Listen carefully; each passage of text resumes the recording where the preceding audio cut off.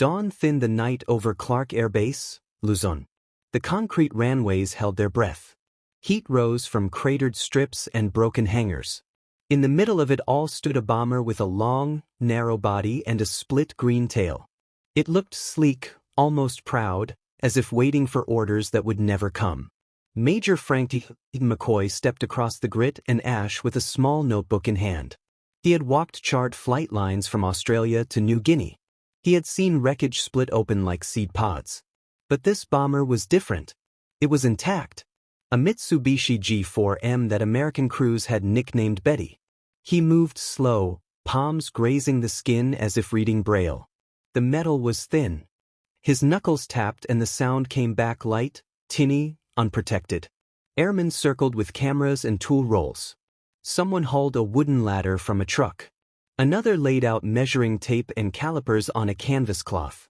The team talked in low voices as if loud sounds might wake the thing. Engines had been removed. The propeller blades were chalked and numbered. This was not salvage. This was an autopsy. McCoy climbed the ladder and peered into the wing route.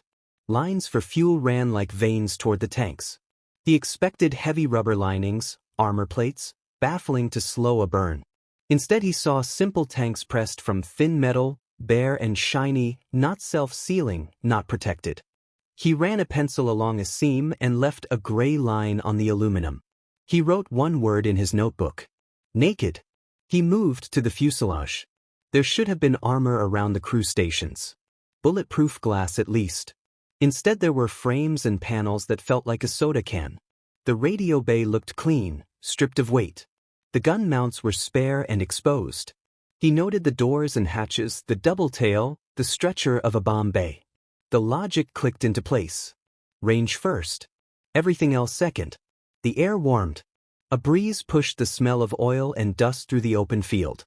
McCoy crouched beneath the belly and stared down the runway toward the blue hills. He pictured takeoff at night, a long roll, then a steady climb. He pictured the fuel figures on a clipboard. Long legs across the map. Japan to the Philippines. Formations reaching out and out until the sea itself felt small. A corporal called to him from the starboard wing. McCoy slid out and crossed over. The corporal had pried open a panel. He held up a rag blackened by gasoline varnish. "No fire suppression bottles here, sir," he said. "Nothing automatic. No foam lines. No CO2. The corporal paused, as if the airplane might answer for itself. McCoy only nodded and wrote again. Nothing. They worked in silence, following the airplane as if it were a trail. The trail led to a single idea. Carry fuel or carry armor.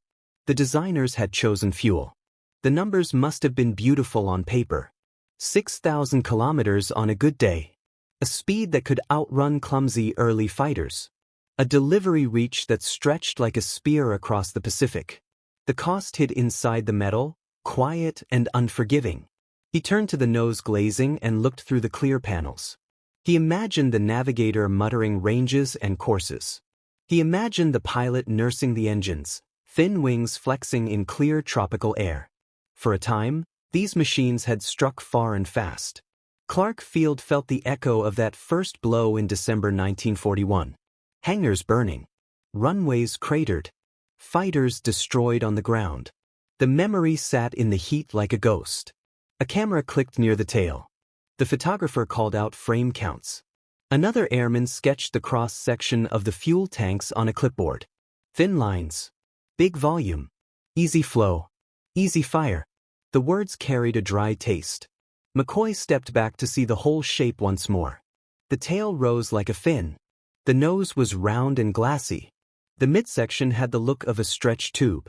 It was elegant. It was dangerous to its own crew. He found a scuffed patch of paint by the wing root and scratched it with his thumbnail. Green flaked away to reveal metal that had yellowed with sun and time. He tried to picture the crew of this aircraft. Leather flying helmets. Sweat-soaked shirts. A tin cup of tea before takeoff. A growing rumble as the props caught and steadied.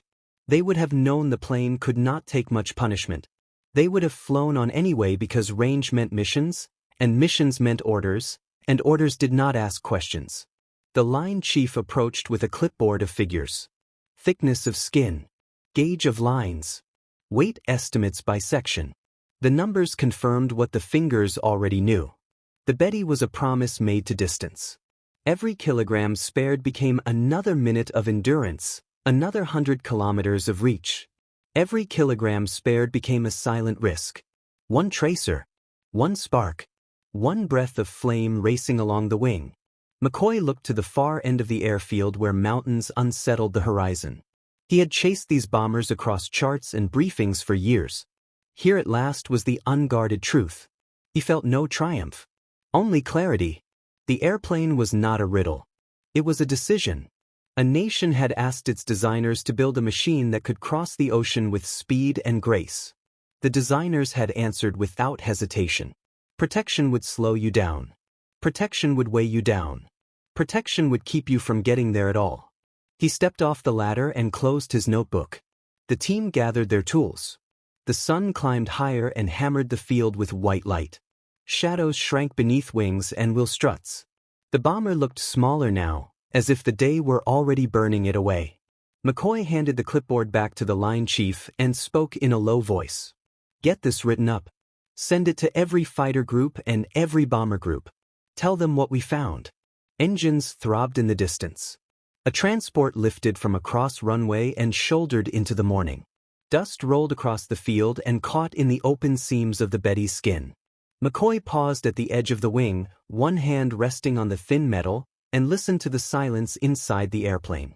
Then he walked away, leaving the thin skin to flash in the sun, leaving the empty fuel lines to sleep in the heat. The notebook in his pocket felt heavier than its pages. It carried a map of choices and their consequences.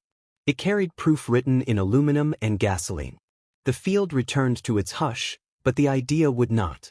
It would travel farther than any airplane could. It would travel into briefings and tactics, into how crews would fight, into how they would live or not live. By noon, the team had finished their measurements and photographs. The bomber remained, strangely untouched by all the attention.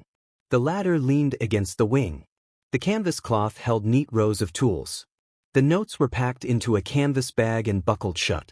The day had the empty feeling of a scene after a performance, the stage still set, the actors gone. Out on the perimeter road a jeep waited under a dusty acacia. McCoy climbed in and looked once more at the airframe gleaming in the heat. The driver asked if they were done. McCoy did not answer at first. He watched a shimmer pass along the wing where the fuel tanks lay just beneath the skin. The shimmer looked like breath. Then he said they were finished here, and the jeep rolled toward the gate. The bomber stayed behind, silent on the field. The wind shifted and pressed hot air through its open hatches. Somewhere a loose panel clicked against a frame like a metronome. The sound faded, then returned, then faded again. Distance had shaped this machine. Distance had protected it for a time. Now distance had brought it here, to a place where thin metal and long range would meet a different kind of answer. The jeep rattled over potholes and out of sight. The airfield took a long breath. The Betty did not move. The sun climbed and the heat thickened. The notes in the canvas bag would spread from office to office, from airfield to airfield. The idea was simple, but once spoken it would change how the chase would be run. Range could not save you once fire found your wings. The day pressed on, and the first report began to take shape. For years earlier, the same airfield had not been silent. It had shaken under the roar of Betty bombers. December 8, 1941, the morning after Pearl Harbor. The sky over Luzon had turned metallic with sunlight and noise. American crews were still trying to scramble their B-17s when the first formation appeared, twin engines glinting, black crosses of propellers flashing in the glare. From the tower came shouts that mixed with the drone of engines. Pilots ran across the tarmac, boots slipping on oil stains. Some never reached their planes. The Bettys came in long, level waves, steady as clockwork. Bombs fell in lines, walking across the runway. The shockwave hit, and the air turned to fire. Major McCoy was not here then. He had read the reports later, descriptions written in trembling script, sometimes blotted by grease or blood. Ground crews found fragments of the attackers' tail codes burned into the concrete. Witnesses spoke of their speed and range. No one understood how they could fly so far, so soon, and strike with such precision. From above, the Bettys banked sharply after releasing their loads, turning east toward the sea. Some dove low to strafe the wreckage. Their machine guns cut through fuel trucks, parked fighters, and men who had no cover but the shadows of broken wings. When the last engine note faded, Clark Field was no longer an air base. It was a graveyard of twisted aluminum and flame. News of the attack traveled fast but blurred behind Pearl Harbor's headlines.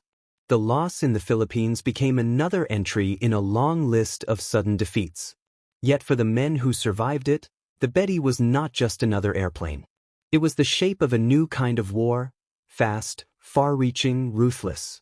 The bomber crews who flew those missions came from Formosa. They had lifted off before dawn, carrying full fuel loads and enough bombs to cripple an army. The route was long, the risk enormous, but the calculations were right. The planes reached Luzon with fuel to spare. When they landed back in Formosa, their tanks were nearly dry, but they were alive. That success echoed through the Japanese command structure like applause. The gamble had worked. Range had conquered geography. Months later, when McCoy first read intelligence briefings on Japanese aircraft design, he noticed the same obsession. Distance was everything. The Betty's range was not an accident. It was an order carved into blueprints. Engineers removed armor. They rejected heavier materials. Every decision bent toward endurance. The outcome at Clark Field seemed to justify it. But that logic carried a silent warning. It rewarded speed over survival. It treated crews as fuel for the mission. The airmen in those early raids did not know it yet, but the same range that carried them to glory would later carry them to death. By 1942, those bombers were flying farther than ever, beyond the Philippines, across the Java Sea, toward northern Australia. Their shadows fell over towns that had never seen war. Civilians watched silver glints trace the edge of the clouds and learn new words like air raid and blackout. The Betty became a ghost that crossed oceans. At Allied command posts, pins spread across maps faster than anyone could track. Each strike seemed impossible, then repeated itself somewhere else. New Guinea, Rabaul, Guadalcanal. Always the same model. Always the same long wings and narrow fuselage. The same design that McCoy would one day touch in silence. For the crews on the receiving end, it felt like the bombers never needed rest. But intelligence officers began to notice patterns. When fighters finally met the Bettys in the air, they saw the truth behind the numbers. One hit, and the bomber turned into a torch. No armor. No ceiling. Just fuel and air meeting in fire. McCoy would later study the photographs, black and white images of burning wings collapsing into the sea. Each told the same story as the wreck at Clark Field, only written in flames instead of aluminum. The Japanese had built a weapon that burned as brightly as it struck. In the quiet years after the war, men would argue over whether that trade was worth it. But on that December morning, the question did not exist. All that mattered was the sky filled with silver bombers, and the ground shattering beneath them. The air smelled of cordite and burning rubber. The world was learning what long range meant. And in Tokyo, the designers of the Betty were already drawing the next version, pushing for more distance, lighter skin, longer reach, still chasing the horizon that had begun here, above the ruins of Clark Field. 3 days after Clark Field burned, the same bomber wings turned south. Over the South China Sea, sunlight cut across the formation of Bettys flying at medium altitude, their green paint gleaming against the blue haze. Below them stretched open water, wide and calm, carrying the British battleships Prince of Wales and Repulse on their final voyage. At dawn on December 10, 1941, radar picked up the first echoes. The British ships moved fast, heavy, confident. Their decks bristled with guns, their crews certain that armor and discipline could hold against anything Japan could throw. What they did not understand was that air power had already rewritten the rules of distance. The Bettys reached them before the ships could find cover. The first wave came in neat lines, torpedoes slung beneath the bellies of the bombers. From the bridge of the Prince of Wales, officers spotted the planes too late. The water shimmered with silver streaks as torpedoes slipped away, each leaving a white trail that sliced toward the hull. The ships turned hard, but the ocean was too small and the sky too full. Explosions erupted in deep, rolling blasts. Steel bent and lifted. Men were thrown from decks into boiling foam. Within minutes, the Repulse shuddered, smoke pouring from its side. The second wave of Bettys arrived before the first had cleared the scene.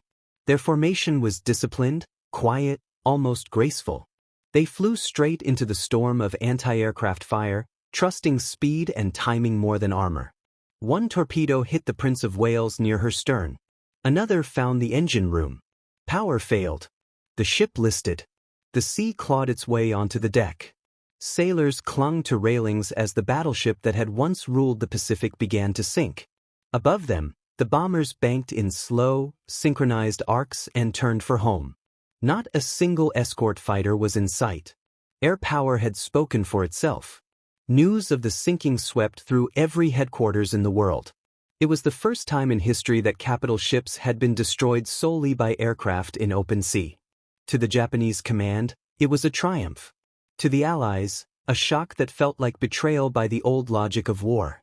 The Betty had carried its thin skin and fragile heart across the ocean and proved that range could break even armor a foot thick. Back in Formosa, crews celebrated with rice and sake.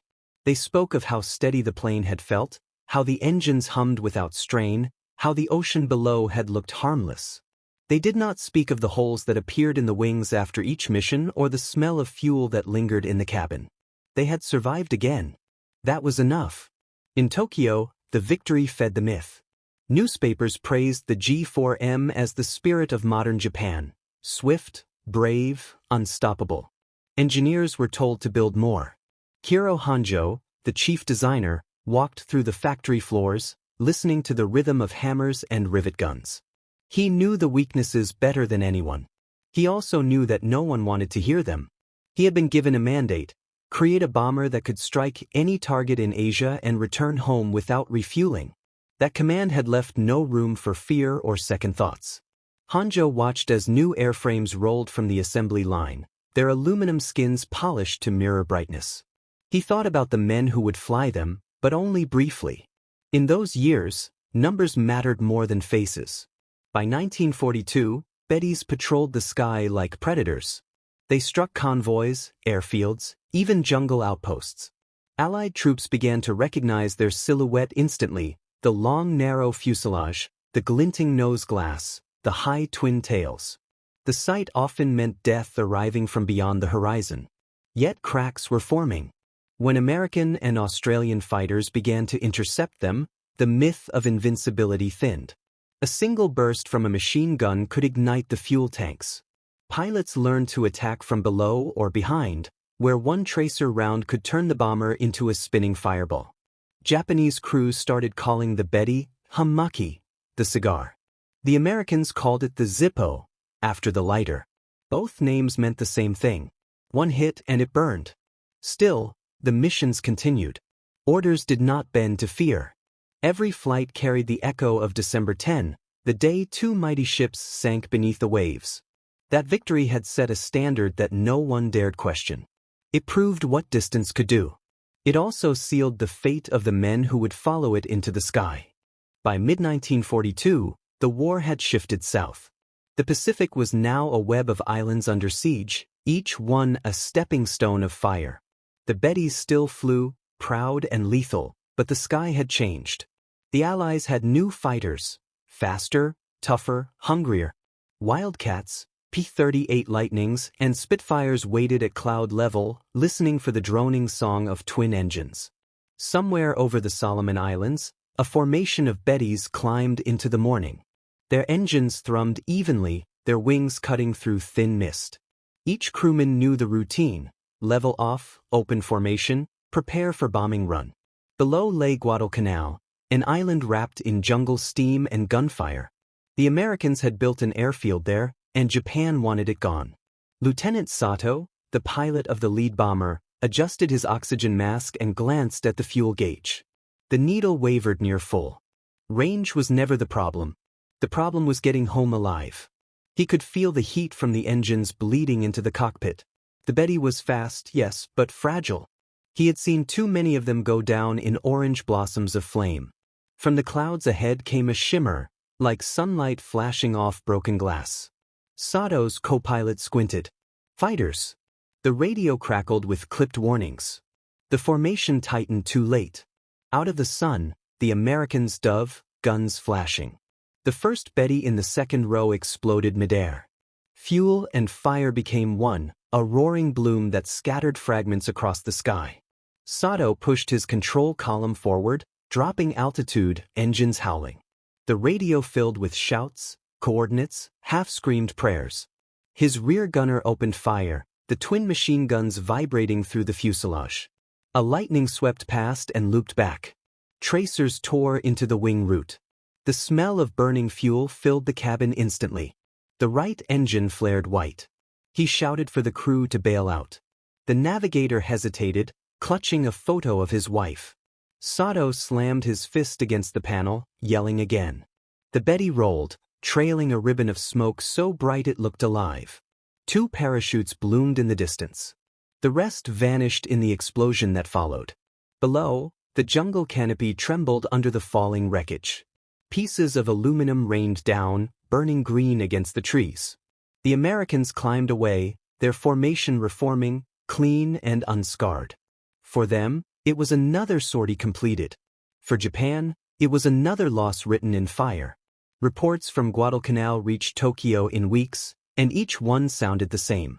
Out of every 10 Bettys sent, maybe 2 returned. Sometimes none. The Army blamed tactics. The Navy blamed maintenance. The designers blamed the pilots for not flying low enough, fast enough, clever enough. But the truth was simpler. The planes were beautiful targets, long, light, and full of fuel. At the factory in Nagoya, Kiro Honjo read the after-action reports in silence. The words blurred into numbers. Crew lost. Aircraft missing. Mission failed. He had built a machine that carried a nation's ambition, and now that ambition was burning midair every day. He had warned the officers that armor would save lives, but they had reminded him of orders: range first, always range. Some engineers tried to add rubber lining inside the tanks. It helped a little. Not enough. Others experimented with self-sealing materials, but they were scarce, expensive, and arrived too late. By the time prototypes reached the front, the Allies owned the sky. Still, the bombers flew. At night, their long shadows drifted across the waves, heading toward enemy bases that now bristled with radar and flak. They carried fewer bombs and more fear. Pilots smoked before takeoff without speaking. The Betty was no longer a weapon of surprise. It was a death sentence dressed in aluminum. McCoy, back in the Pacific with intelligence reports stacked on his desk, read about the Bettys burning over Guadalcanal. He remembered the thin skin under his hand at Clark Field. He could still hear the metallic tap when he knocked on it. That sound followed him now, light, hollow, final. The same choices he had written down in his notebook were now consuming crews thousands of miles away. By the end of the year, the Betty's legend had turned inside out. The bomber that once symbolized reach and power had become a warning whispered among pilots. Long range meant long odds. Its beauty remained, but so did its curse. Every mission was a gamble between fuel and fire, distance and death.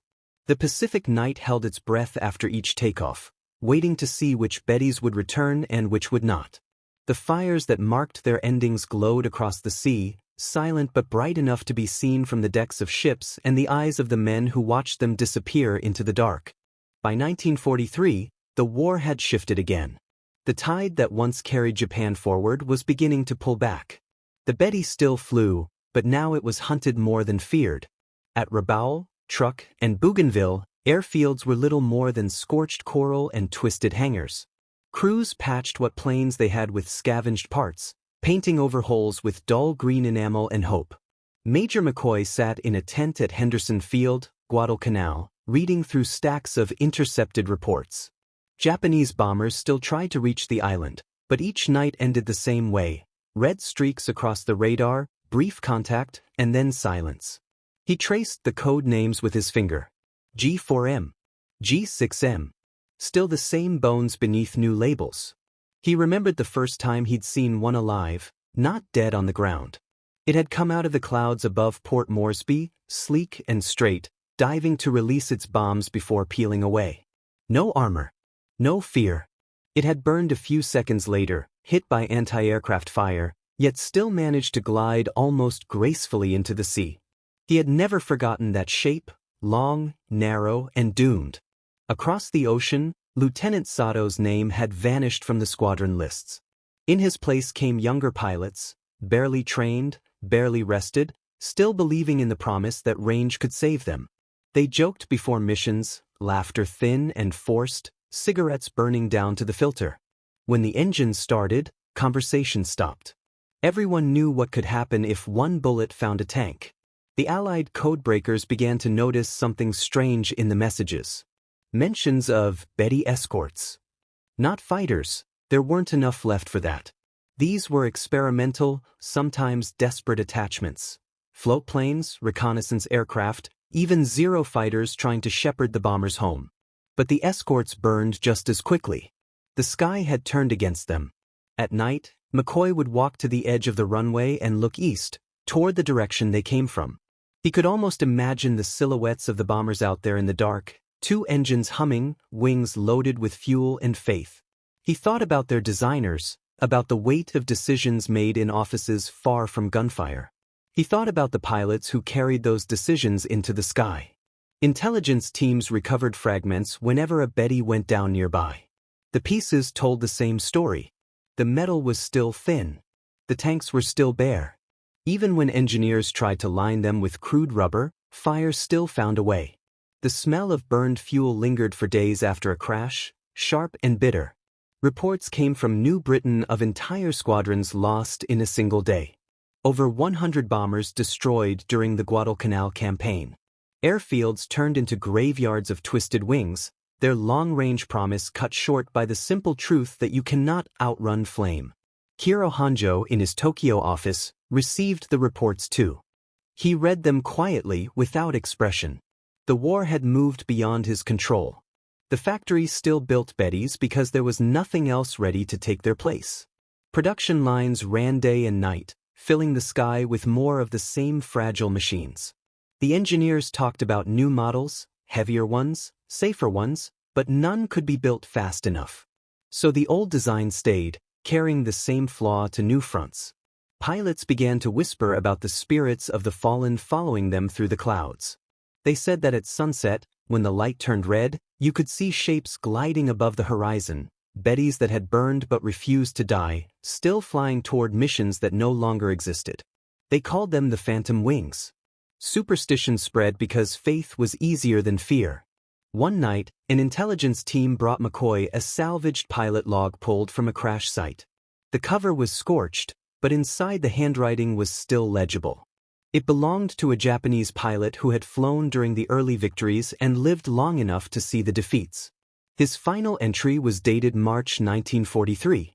"We fly because we must. Our wings reach far, but they cannot bring us home." McCoy closed the logbook and looked at the map spread across his desk. Arrows stretched in all directions, attack routes, retreat paths, supply lines, but they all seemed to end the same way, curling back into themselves like smoke. He realized then that the Betty story was no longer just about design. It was about belief, about how a nation could convince itself that reach was the same as strength. That if you could touch something far away, you could control it. But reach without protection, like courage without caution, burned out quickly. Outside, the jungle buzzed under the night sky. Somewhere beyond the trees, an engine coughed to life. Another sortie preparing to take off, another chance for range to meet reality. McCoy stepped out of the tent, the warm air thick with fuel and salt, and watched as a line of bombers lifted into the dark. He knew some of them would never return. The horizon swallowed them one by one, leaving only the distant hum that faded into silence.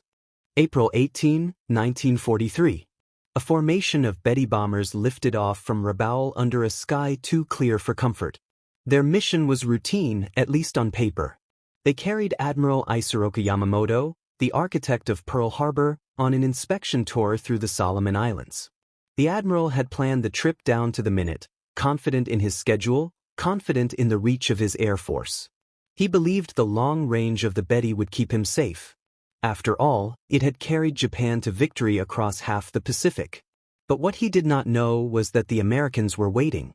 His flight plan had been intercepted, decoded, and passed along to a squadron of P-38 Lightnings standing by on Guadalcanal. The order was simple and absolute: intercept and destroy. As the Bettys climbed to cruising altitude, sunlight shimmered off their thin skins. From inside the lead bomber, Yamamoto sat quietly, dressed in his formal uniform, hands folded over a map. He had refused to postpone the trip despite warnings. Honor and discipline mattered more to him than risk. His staff officers sat behind him, silent, their faces drawn tight with fatigue. Below, the jungle rolled past like a green sea. The crew settled into routine. The engines hummed, fuel gauges steady, wings vibrating faintly in the high air. The gunner at the rear turret scanned the horizon, bored and alert at the same time. Then, from the edge of the sunlight, movement flashed. The P-38s appeared out of nowhere, long-nosed and silver, descending from high altitude in perfect formation. There was no time to scatter. The Japanese escort fighters were miles behind. The Betty pilots reacted too late. The Americans came in fast, guns already firing. Tracer rounds slashed through the sky. The first Betty exploded almost instantly, a ball of orange light rolling through its fuselage. Yamamoto's plane swerved hard to the right, banking low over the treetops. His pilot pushed the throttles forward, engines screaming. But the Lightnings followed, their gunfire stitching the air behind him. A burst tore through the wing root. Flames raced along the fuel line, licking the fuselage with terrifying speed. Inside, the cabin filled with smoke and heat. The admiral's aide tried to unbuckle his harness, shouting orders that no one could hear over the roar. A second burst hit. The right engine caught, turned white, then vanished in a fireball. The bomber began to roll, wings folding under their own weight. The jungle rushed upward. At the last moment, the nose lifted slightly, as if the plane itself was trying to resist fate, but the impact shattered it instantly. The Betty disappeared into the trees, leaving only a column of smoke twisting toward the sky. The Americans circled once, confirming the kill, then banked away toward the ocean. Below them, the forest burned quietly around the wreck. The war had just lost its most famous admiral, carried to his death by the very aircraft that symbolized Japan's ambition. Back in Rabaul, radios crackled with disbelief. The command staff waited for news that never came. When word finally arrived, it felt impossible. The Bettys had been Japan's wings of pride, their promise of reach and precision. Now they had become coffins of smoke. Kiro Hanjo received the report in Tokyo 2 days later. The message was written in the cold tone of official language, but the meaning hit hard. The man who had led Japan's air strategy had died in his creation. Hanjo folded the telegram and stared out the window at the distant mountains. He thought about the first prototype, how light it had felt under his hand, how perfect its balance had seemed. He wondered if that same thin metal had betrayed Yamamoto before the fire reached him. In the Pacific, the legend of the Betty darkened. Crews whispered that even the admiral could not survive its fragility. They said the airplane had claimed its maker's dream in return for its glory. Every mission afterward carried that shadow. McCoy read the debrief at his post on Guadalcanal. The intelligence report was clear and simple. Target eliminated. But he lingered on the details. The fuel ignition, the way the plane fell apart midair. He closed his eyes and could almost hear the echo of his pencil scratching the word naked in his notebook years before. Nothing had changed. The same weakness had written the same ending, only now it carried a name that would never be forgotten. The jungle swallowed the wreckage. Soldiers who later reached the site found pieces of aluminum curved and melted, a charred map, and fragments of a ceremonial sword. The air smelled of burned fuel and sap. The admiral's body lay still among the wreckage, his cap untouched by fire. Above the forest, the air turned quiet again. The Betty's engines had gone silent, but their story was far from over. The fire that consumed Yamamoto's bomber would light the path to Japan's unraveling, a long descent written in smoke, sky, and sacrifice. By late 1944, the war had turned into survival. Japan's empire was shrinking, its skies filled with foreign engines. The long-range dream that once defined the Betty had become a curse. Airfields were under constant attack, factories shattered by bomb raids, and fuel was worth more than gold. Yet still, the Betty flew. In a remote hangar outside Tokyo, rows of G4MS waited under camouflage netting. Mechanics worked quietly, their hands cracked from cold, their faces thin. Paint peeled from the fuselages, revealing dull metal beneath. The bomb bays carried not explosives, but desperation. Some Bettys had been stripped of guns and armor to save fuel, while others had been turned into flying coffins for new and terrible missions. Hiro Hanjo stood on the edge of the hangar floor, watching his creation decay. Every sound, the clang of a wrench, the echo of boots, felt heavy. The war he had helped enable was collapsing around him, yet production continued as if momentum alone could keep it alive. A young engineer approached, holding a blueprint. It showed a modification proposal, mounting rocket-assisted gliders under the bombers. They called it Oka, meaning cherry blossom, a weapon meant to bloom once and vanish.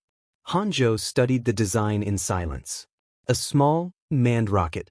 A suicide craft. The Betty would carry it beneath its wings, release it near enemy ships, and let the pilot steer himself into death. It was madness disguised as innovation. Still, he signed the paper. He had no power to refuse anymore. Spring of 1945.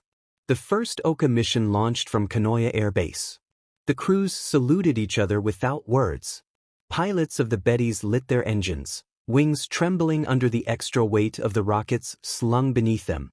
Inside the cockpits, men clutched small family photos tucked into their flight jackets. Each bomber carried a final message written on rice paper, for the Emperor, for Japan. As the formation crossed the sea toward Okinawa, American radar picked them up long before they arrived.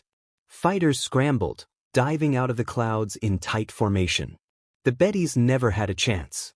With the Okas still attached, they could not maneuver. The lead bomber exploded before it reached the target zone. Then another. And another. In less than 10 minutes, the sky was full of falling wreckage. None of the gliders were released. The sea swallowed everything. On the radio, an American pilot described it in disbelief. "They just burned up," he said. "They carried their own fire." The phrase stuck in reports that followed. The Betty's range, once its strength, had turned it into a torch that carried its own destruction wherever it went. In Tokyo, Hanjo received confirmation of the mission's failure. He folded the paper and placed it in a drawer already filled with similar reports. Each one told the same story: flames, wrecks, loss. He walked through the silent corridors of the design bureau, hearing distant air raid sirens echoing outside. For the first time, he understood that the dream of range had been nothing more than a mirage stretching over a dying empire. Across the Pacific, Major McCoy was stationed in the Marianas, now surrounded by airfields packed with B-29s. He stood on a lookout post one night, watching waves of bombers heading west toward Japan. They glowed faintly in the dark, their engines pulsing like a single heartbeat. He thought of the Bettys that had once ruled the same sky, their long legs and fragile wings, and wondered if any of them were still flying tonight, somewhere over a homeland running out of hope. Reports from Allied scouts spoke of Japanese bombers stripped to bare metal, flying suicide transport missions with no chance of return. Some carried supplies. Some carried soldiers who knew they would never land again. The Betty had become a ghost, still loyal, still obedient, even when there was nothing left to protect. Hanjo walked home through the ruins of Tokyo after another night of bombing. The city glowed faintly under the smoke. Somewhere in the distance, anti-aircraft guns barked once, then fell silent. He looked up at the dark sky, wondering if any of his bombers were out there now, broken, burning, or just drifting among the clouds. He whispered to no one in particular, "We built them to reach the world. Now they cannot even reach tomorrow." The night swallowed his words. Above him, the last of Japan's bombers traced faint trails toward the horizon, each one carrying the same truth that McCoy had written years before in his notebook: nothing protects the unprotected. The wind carried the echo away, across an empire that was already fading into memory. August 1945. The war was ending. Cities lay silent under columns of smoke. The once proud airfields were cracked and empty, their runways littered with fragments of the past, broken propellers, twisted wings, half-buried engines. The Betty, once the symbol of reach and pride, had become a relic scattered across the ground. On the morning of August 19, 2 Betty bombers were rolled out of a hangar at Atsugi Airfield, just southwest of Tokyo. Mechanics moved quietly, their uniforms faded to gray. There was no urgency in their steps, no commands shouted across the field. The war had already been lost. But these 2 planes were being prepared for one final flight, different from any that had come before. The order was precise. The bombers would carry Japan's surrender delegates to an American base on Okinawa. They were to be painted white, the color of peace. Over the rising sun insignia, large green crosses were drawn by hand, brushstrokes trembling in the humid air. The paint dripped down the fuselage, pooling beneath the wings like sweat. The crews worked in silence, knowing what the flight meant. Captain Yamada, a veteran of dozens of missions, ran his hand over the side of the aircraft. He had flown this model in better days, over the Philippines, over the endless blue of the Pacific. He remembered the fear, the roar of engines, the fire that followed. Now, the same plane stood before him as a messenger of surrender. It felt unreal. Inside the cockpit, the seats were patched and frayed. The gauges flickered faintly as the engines coughed to life. The air smelled of oil and dust, but also of relief, something new, fragile, and hard to recognize. The white-painted Bettys taxied slowly to the runway, their propellers slicing the heavy air. Around the field, soldiers watched without expression, some saluting, others looking away. When the planes lifted off, the crowd fell silent. The sound of the engines faded into the haze, replaced by the distant hum of cicadas. For years, the Betty's wings had carried war across the ocean. Now, they carried surrender. The flight to Okinawa took hours. The crew flew low over the sea, their white wings gleaming under the sun. No fighters attacked, no flak rose to meet them. The air was strangely calm, as if the entire world had paused to listen. Below, the Pacific stretched endlessly, a mirror to the years of struggle it had witnessed. At the American base, ground crews watched in disbelief as the 2 white bombers approached. The green crosses were visible miles away, shining like symbols from another world.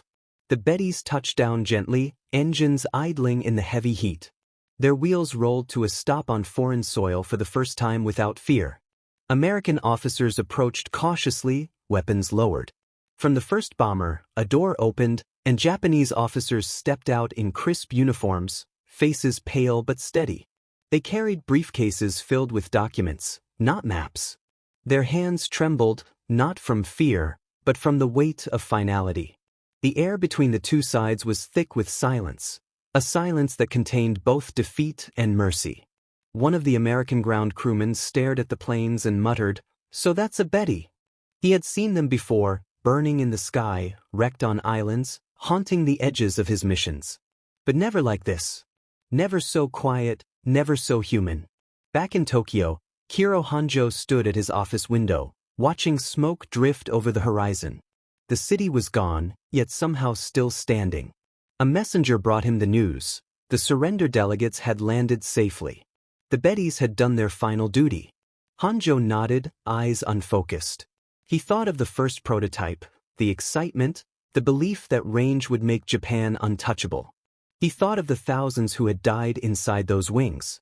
For the first time, he allowed himself to imagine what might have been if armor had weighed more than ambition. The thought lingered, heavy and late. Thousands of miles away, Major McCoy read the same report in a field tent on Leyte. He closed the folder and leaned back, listening to the rain on the canvas roof. The war that had begun with fire from the sky had ended with 2 white bombers landing in peace. He pulled his old notebook from his pack. The pages were worn, the ink faded. On the first page, still visible in pencil, was that single word written years ago beside a thin-skinned wing, naked. He stared at it for a long time. Then he closed the book and set it aside. Outside, the rain softened, the wind shifted, and the sound of engines was gone. The Betty had reached the end of its journey, its final mission not of war, but of surrender. The sky, once full of fire, was quiet again. In the months that followed Japan's surrender, the war faded from the sky. The airfields that once trembled under engines grew still, their surfaces cracked by weeds and rain. Wrecked Betty bombers lay scattered across the Pacific, some half buried in coral sand, others rusting in jungle clearings where vines crept through their open hatches. The world had moved on, but their bones remained, silent witnesses to choices made long ago. Major McCoy was assigned to inspection duty once more, this time not to study an enemy, but to help catalog what was left behind. He walked through hangars where rows of broken planes waited for dismantling. The Bettys looked smaller than he remembered. Without the fear they once inspired, they seemed almost fragile, like ghosts of a vanished age. He stopped beside one whose fuselage was still faintly marked by a green cross under peeling white paint. Someone had scrawled a date on the side in chalk, August 19, 1945. The surrender flight. McCoy brushed the dust from the surface and read the faint characters of its serial number. The same design, the same thin metal, but its purpose had changed. Once a weapon, now a messenger of peace. He climbed the ladder to the cockpit. The instruments were frozen in place, needles pointing nowhere. The seatbelts hung loose, stiff with salt and time. He imagined the hands that had once gripped those controls, the voices that had once filled the intercom. Each dial, each switch, was a piece of a story that had stretched from Tokyo to every edge of the Pacific. A young technician entered the hangar carrying a clipboard. "Sir," he said, "orders are to strip them for scrap." McCoy nodded but didn't move.